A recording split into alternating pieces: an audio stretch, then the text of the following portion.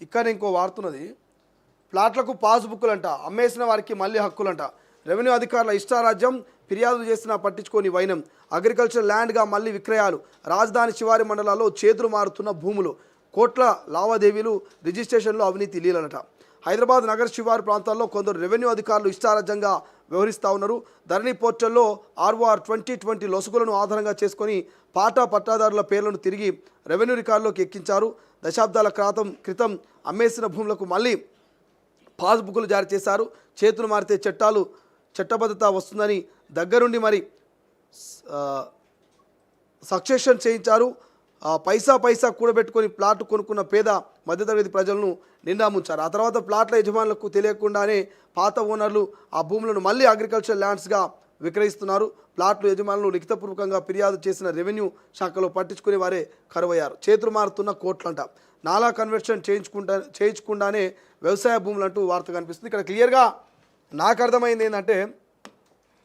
అర్థమైనటువంటి అంశం ఏంటంటే, ఇట్లా తెలంగాణలో చాలా రెవెన్యూ ఆఫీసులలో జరుగుతుంది, చాలా గ్రామాలు జరుగుతుంది, చాలా కోట్ల రూపాయల చేతులు మారుతుంది. ఇక్కడ ఏంటంటే మీకు చిన్న ఎగ్జాంపుల్ చెప్తా. ఇది ఒక అగ్రికల్చర్ ల్యాండ్. ఫర్ ఎగ్జాంపుల్ 1 ఎకరా అగ్రికల్చర్ ల్యాండ్ అనుకుందాం. ఇది 1 ఎకరా అగ్రికల్చర్ ల్యాండ్ అయితే దీన్ని ఎవరో ఒకరు కొంటారు. ఎంతకు? ఒక 50 లక్షలు అనుకుందామే. 50 లక్షలకు ఈ అగ్రికల్చర్ ల్యాండ్ కొని దాన్ని నాలా కింద కన్వర్షన్ చేస్తారు. ఇక ఫ్లాట్లు లేకపోతే ఇతర వెంచర్లు ఏర్పాటు చేస్తారు. ఇట్లా ఫ్లాట్లు ఏర్పాటు చేస్తారు. ఈ ఎకరం భూమిని ఫ్లాట్లు ఏర్పాటు చేసి ఈ అగ్రికల్చర్ ల్యాండ్ కాస్త కమర్షియల్ ల్యాండ్గా మొత్తం ఫ్లాట్ల కింద కన్వర్ట్ చేసి ఇక ఒక్కొక్క ఫ్లాట్ కింద ఇక్కడ ఒక్కొక్క ఫ్లాట్కు దాదాపు 5 లక్షలు వసూలు చేస్తారు. ఒక ఎకరంలో అనుకుందాం, ఒక ఎకరంలో దాదాపు 20 ఫ్లాట్లు చేసుకుంటే మరి ఒక్కో ఫ్లాట్కి 5 లక్షలు అంటే మీరు ఆలోచన చేయండి. ₹1 కోటి దాకా వస్తాయి. ఇక్కడనే 50 లక్షల లాభం వస్తుంది.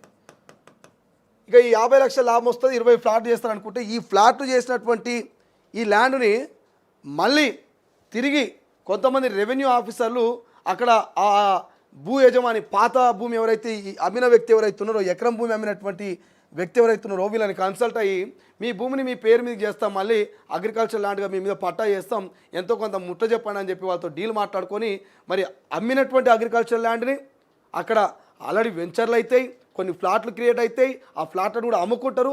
అమ్ముకున్న తర్వాత ధరణిలో ఉన్నటువంటి ఆర్ఓఆర్ చట్టం 2020ని మరి అడ్డు పెట్టుకొని, అప్పటి ధరణిని అడ్డు పెట్టుకొని మరి అమ్మిన భూమిని మళ్ళీ పాస్బుక్లు ఇష్యూ చేస్తూ కోట్ల రూపాయలను నాశనం చేస్తూ కోట్ల రూపాయల వెనకేసుకుంటూ కొంతమంది రెవెన్యూ ఆఫీసర్లు ఈ ఘాతుకాలకు పాల్పడతా ఉన్నారట. సో ఫిర్యాదు చేసిన కూడా ఎవరు పట్టించుకుంటాడట. మళ్ళీ ఫ్లాట్లు చేసిన భూములను ఈ ఫ్లాట్ చేసినటువంటి ఈ భూములన్నింటినీ కూడా మళ్ళీ అగ్రికల్చర్ ల్యాండ్గా మళ్ళీ అమ్ముతున్నారట. సో చేతులు మారుతున్నటువంటి భూములంటూ వార్త కనిపిస్తుంది. కోట్ల రూపాయల లావాదేవీలు, రిజిస్ట్రేషన్లో అవినీతి లీలలు. ఇప్పుడు కొత్తగా భూభారత్ వచ్చింది. మా భూభారత్ తోటైనా ఈ అవినీతి లీలలు బయటపడి పాత ఆర్వారు చట్టం 2020కి ఏమైనా పులిస్ స్టాప్ పెడతారా?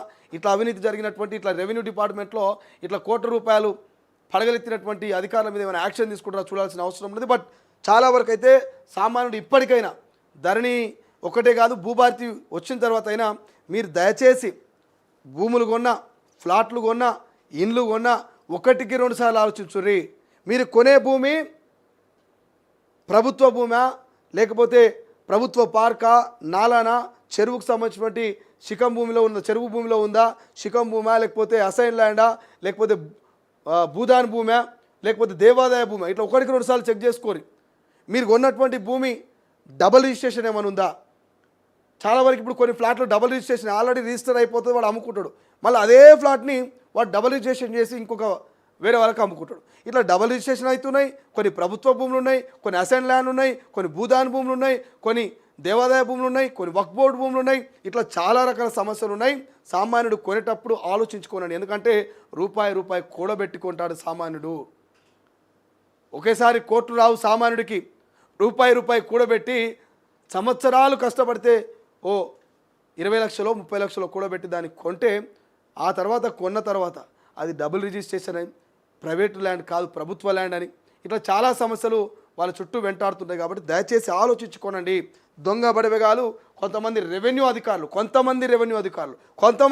అధికారులు అందరినీ బదలాం చేస్తూ నిరుపేద కుటుంబాల కళ్ళల్లో కారం కొడుతూ వాళ్ళ పొట్ట మీద కొడుతూ కొన్ని దొంగ రిజిస్ట్రేషన్లు చేస్తూ దొంగ పాస్ పుస్తకాలు ఇస్తూ దొంగలకు సద్దులు కడుతున్నట్టు వాళ్ళు చాలామంది ఉన్నారు. కాబట్టి దయచేసి మీరు ల్యాండ్ కొనేటప్పుడు, ఇల్లు కట్టేటప్పుడు చాలా ఆచితూచి కట్టే ప్రయత్నం చేయండి, కొనే ప్రయత్నం చేయండి.